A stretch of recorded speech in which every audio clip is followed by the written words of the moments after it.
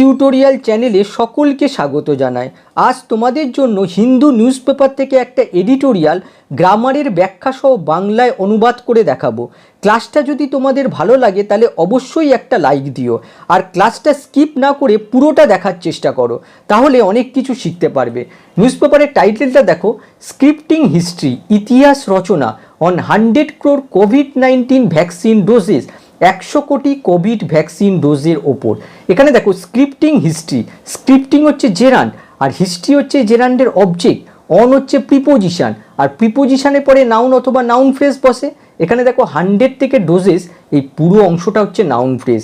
এবারে সাবটাইটেলটা লক্ষ্য করো, India must not lose sight of the goal of vaccinating all eligible adults by year end. এখানে দেখো লস সাইট অফ, নিচে দেখো অর্থটা লিখে দিয়েছি। লস সাইট অফ সামথিংয়ের অর্থ হচ্ছে to forget about an important idea or aim, অর্থাৎ গুরুত্বপূর্ণ লক্ষ্য বা উদ্দেশ্যকে ভোলা বা হারানো বলতে পারো।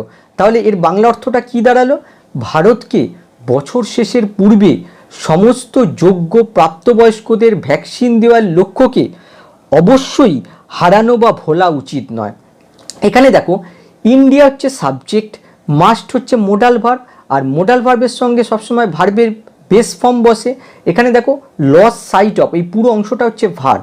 তারপরে দেখো অফ যেহেতু প্রিপোজিশন, প্রিপোজিশনের পরে দেখো গোল হচ্ছে নাউন, আবার দেখো অফ প্রিপোজিশন এসছে, আর প্রিপোজিশনের পরে যদি কোনো আইএনজি যুক্ত ভার্ব আসে সেটা জেরান্ট হয়, তাহলে ভ্যাকসিনেটিং এখানে জেরান্ট।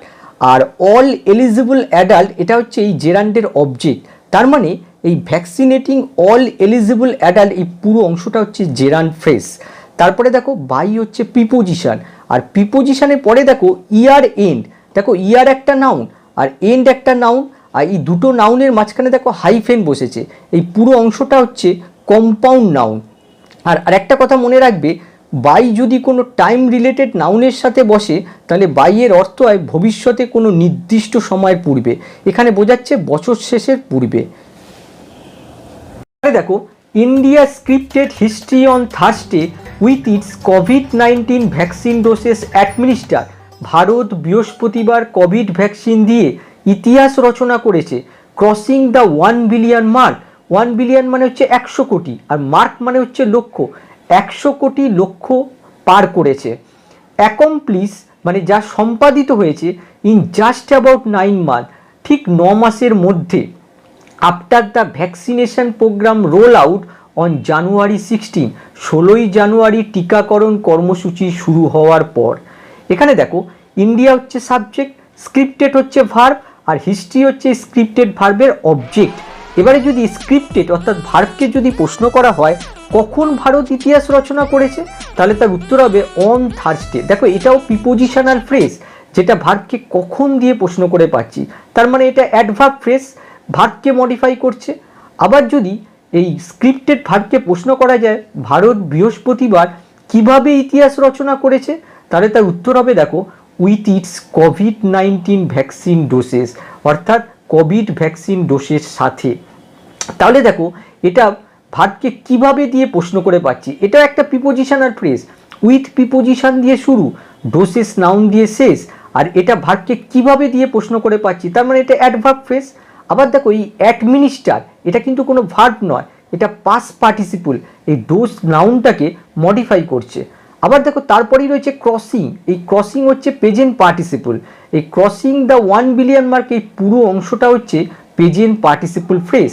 তারপরে আবার দেখো অ্যাকমপ্লিশড, এই অ্যাকমপ্লিশডও কিন্তু পাস্ট পার্টিসিপল, আর অ্যাকমপ্লিশড থেকে এই মান্থ পর্যন্ত এই পুরো অংশটা হচ্ছে পাস্ট পার্টিসিপল ফ্রেজ। তারপরে দেখো আফটার হচ্ছে প্রিপোজিশন, আর প্রিপোজিশনের পরে দেখো the vaccination programme roll out, এই পুরো অংশটা হচ্ছে নাউন ফ্রেজ।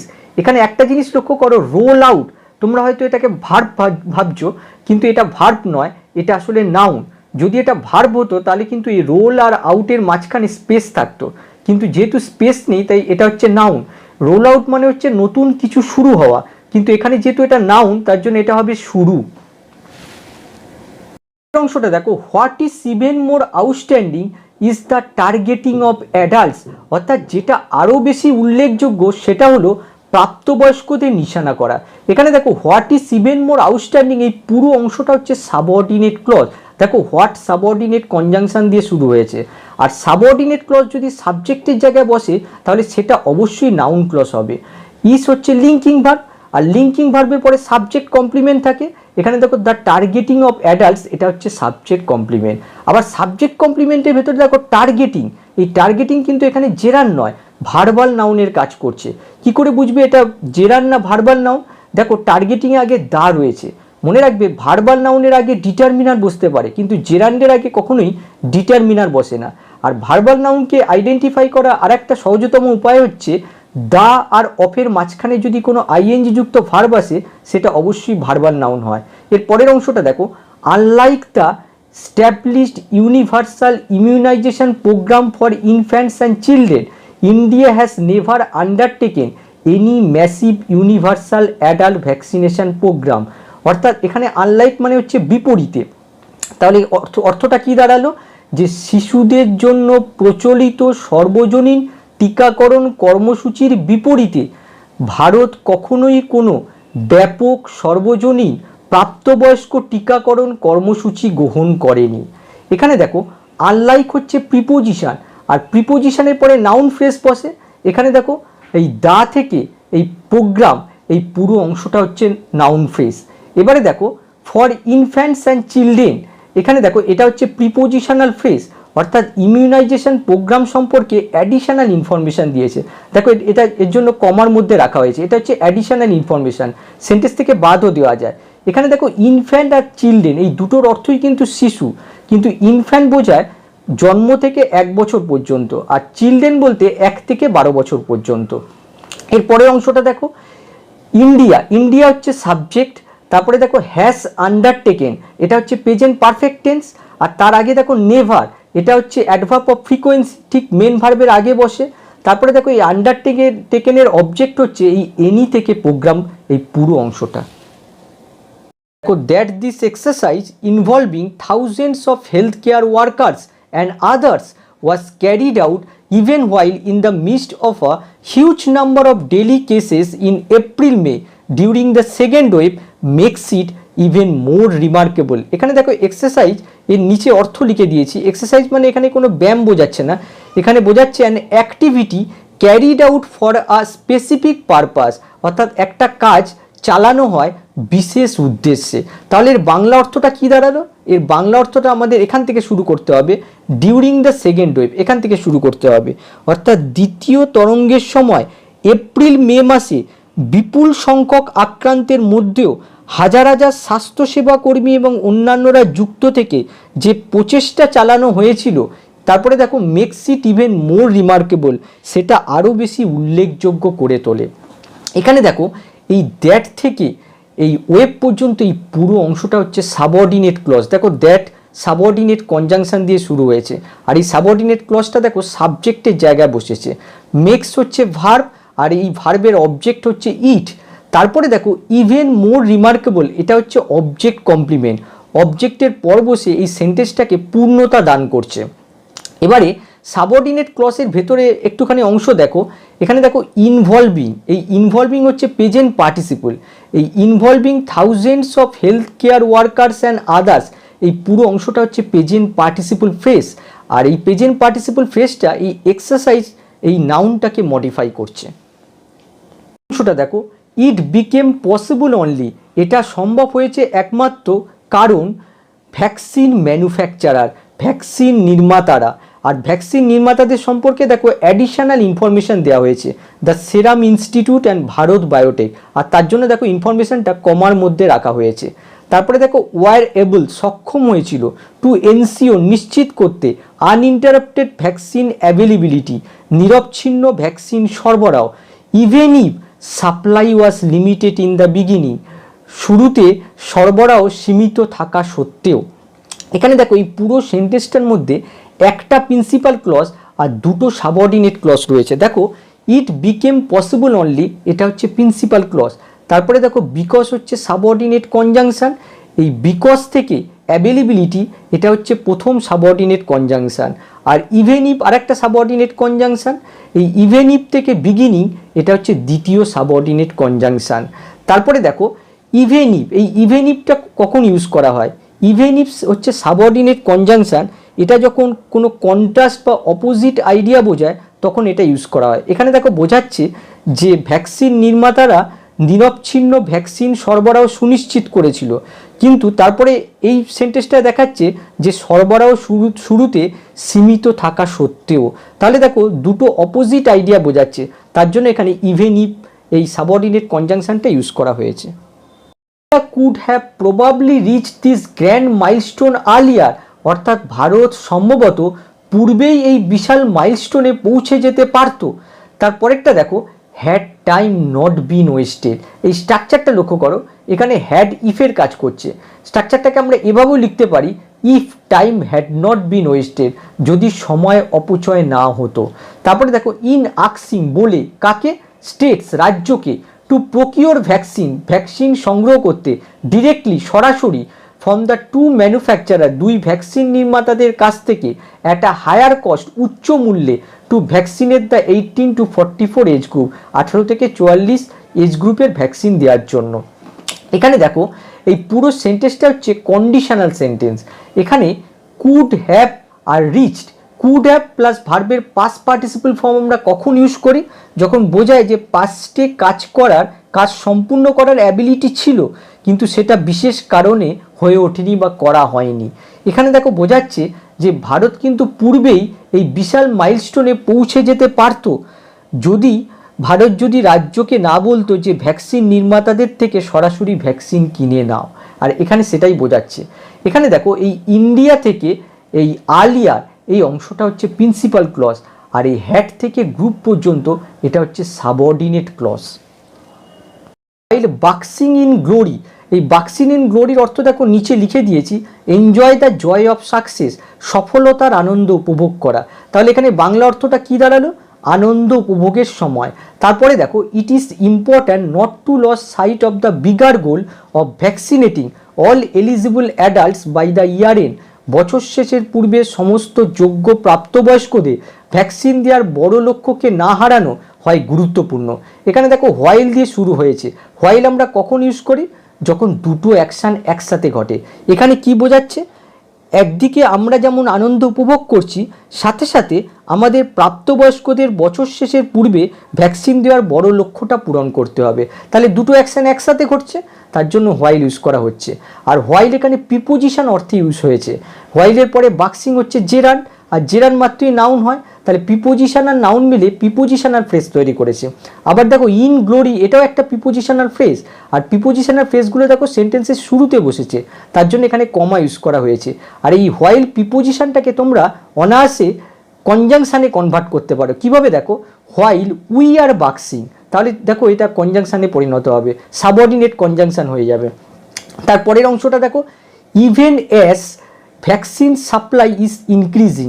ইভেন অ্যাসের অর্থ হচ্ছে ঠিক যখন ভ্যাকসিন সরবরাহ বৃদ্ধি পাচ্ছে। দেখো কন্টিনিউয়াস টেন্স ইউজ করা হয়েছে। The pace of the vaccine drive, vaccine অভিযানের গতি has to be speeded up, বৃদ্ধি করতে হবে। কিসের জন্য, টু মিট দ্য অবজেক্টিভ, লক্ষ্য পূরণ করার জন্য। এখানে দেখো ইভেন অ্যাস, এই ইভেন অ্যাস হচ্ছে একটা সাবঅর্ডিনেট কনজাংশন, আর এই ইভেন অ্যাস থেকে ইনক্রিজিং এটা হচ্ছে সাবঅর্ডিনেট ক্লজ, আর দ্য পেস থেকে এই অবজেক্টিভ এটা হচ্ছে প্রিন্সিপাল ক্লজ। এই ইভেন অ্যাস সাবঅর্ডিনেট কনজাংশন আমরা কখন ইউজ করি, যখন একটা ঘটনা চলাকালীন আর একটা ঘটনা ঘটছে। এখানে দেখো বোঝাচ্ছে যে ভ্যাকসিন সরবরাহ বৃদ্ধির সাথে সাথে ভ্যাকসিন ড্রাইভের গতি বাড়াতে হবে লক্ষ্য পূরণ করার জন্য। একটা ঘটনা চলাকালীন আর একটা ঘটনা ঘটছে, তার জন্য এখানে ইভেন অ্যাস ইউজ করা হয়েছে। আর এখানে দেখো হ্যাজ টু বি, এটা জানো যে হ্যাজ টু বি আমরা কখন ইউজ করি, হ্যাজ টু, হ্যাভ টু, এগুলো আমরা কম্পালশন অর্থে ইউজ করি। এখানে has to passive voice use করা হয়েছে। ভ্যাকসিন ড্রাইভ বৃদ্ধি করতে হবে, কিসের জন্য বৃদ্ধি করতে হবে, টু মিট দ্য অবজেক্টিভ, এখানে দেখো লক্ষ্য পূরণ করার জন্য। দেখো এখানে পারপাস অর্থে আমরা সবসময় ইনফিনিটিভ ইউজ করি, তার জন্য এখানে ইনফিনিটিভ ইউজ করা হলো। If over 75% of the eligible adults have already been vaccinated with one dose, the proportion of adults who are fully vaccinated is only 31%. অর্থাৎ যদি যোগ্য প্রাপ্তবয়স্কদের 75%-রও বেশি এক ডোজের ভ্যাকসিন পেয়ে থাকে, সম্পূর্ণরূপে ভ্যাকসিন পাওয়া প্রাপ্তবয়স্কদের অনুপাত মাত্র 31%। এখানে দেখো ইফ থেকে ডোজ পর্যন্ত এই অংশটুকু হচ্ছে সাবঅর্ডিনেট ক্লজ, আর বাকি অংশটুকু হচ্ছে প্রিন্সিপাল ক্লজ। এখানে আমি প্রিন্সিপাল ক্লজের ভেতরে এক্সপ্লেন করব। এখানে দেখো দ্য প্রপোর্শন অফ অ্যাডাল্ট, এই অংশটুকু হচ্ছে সাবজেক্ট, আর সাবজেক্টের পরে দেখো হু আর ফুলি ভ্যাকসিনেটেড, এই অংশটুকু হচ্ছে রিলেটিভ ক্লজ। আর এই রিলেটিভ ক্লজটাকে বলা হয় ডিফাইনিং রিলেটিভ ক্লজ। কেন এটাকে ডিফাইনিং রিলেটিভ ক্লজ বলছে? দেখো এই রিলেটিভ ক্লজের ভেতর যে ইনফরমেশনটা দেওয়া হয়েছে এটা কিন্তু এই অ্যাডাল্ট নাউনটাকে ডিফাইন করতে সাহায্য করছে। যদি ইনফরমেশনটা এই নাউনটাকে ডিফাইন না করতো তাহলে এটা অ্যাডিশনাল ইনফরমেশন হয়ে যেত, তাহলে সেই রিলেটিভ ক্লজটাকে বলা হতো নন ডিফাইনিং রিলেটিভ ক্লজ, আর সেক্ষেত্রে এখানে কমা ইউজ করা হতো। তারপরে দেখো since vaccination with 2 doses is necessary. Since মানে এখানে যেহেতু ভ্যাকসিন উইথ 2 ডোজেস অর্থাৎ 2 ডোজের ভ্যাকসিন ইজ নেসেসারি, প্রয়োজন, to increase the protection level বৃদ্ধি করতে, এফর্ট শুড বি ডিরেক্টেড, প্রচেষ্টা চালানো উচিত, at increasing the pace of second dose vaccination, অর্থাৎ ভ্যাকসিনেশানের সেকেন্ড ডোজের গতি বৃদ্ধিতে প্রচেষ্টা চালানো উচিত। এখানে দেখো এই সিন্স থেকে লেভেল এই অংশটুকু হচ্ছে সাবঅর্ডিনেট ক্লজ। দেখো সিন্স সাবঅর্ডিনেট কনজাংশন দিয়ে শুরু হয়েছে, আর বাকি অংশটুকু হচ্ছে প্রিন্সিপাল ক্লজ। অংশটা দেখো crossing the 1 billion mark became possible, 100 কোটি লক্ষ্য অতিক্রম করা সম্ভব হয়েছে, অ্যাজ যেহেতু India stopped the export of vaccine, ভারত ভ্যাকসিন রপ্তানি বন্ধ করেছে, ইম্প্যাক্টিং যার প্রভাব পড়েছে most low and middle income countries, সবচেয়ে নিম্ন এবং মধ্যবিত্ত আয়ের দেশগুলোতে। এখানে দেখো ক্রসিং থেকে পসিবল এই অংশটুকু হচ্ছে প্রিন্সিপাল ক্লজ, আর অ্যাস হচ্ছে সাবঅর্ডিনেট কনজাংশন, তার মানে অ্যাস থেকে কান্ট্রিজ এই অংশটুকু হচ্ছে সাবঅর্ডিনেট ক্লজ। এবারে প্রিন্সিপাল ক্লজের ভেতর দেখো ক্রসিং হচ্ছে জেরান্ড, আর ক্রসিং দ্য 1 বিলিয়ন মার্ক এই পুরো অংশটা হচ্ছে জেরান্ড ফ্রেজ, সাবজেক্ট হিসেবে ইউজ হয়েছে। আর বিকেম হচ্ছে লিঙ্কিং ভার্ব, আর বিকেমের পরে দেখো পসিবল হচ্ছে সাবজেক্ট কমপ্লিমেন্ট, অ্যাস হচ্ছে কনজাংশন, আর কনজাংশনের পরে নতুন সেন্টেন্স শুরু হয়, ইন্ডিয়া হচ্ছে সাবজেক্ট, স্টপড হচ্ছে ভার্ব, আর এই ভার্বের অবজেক্ট হচ্ছে দ্য এক্সপোর্ট অফ ভ্যাকসিনস। তারপরে দেখো ইম্প্যাক্টিং, এই ইম্প্যাক্টিং হচ্ছে প্রেজেন্ট পার্টিসিপল।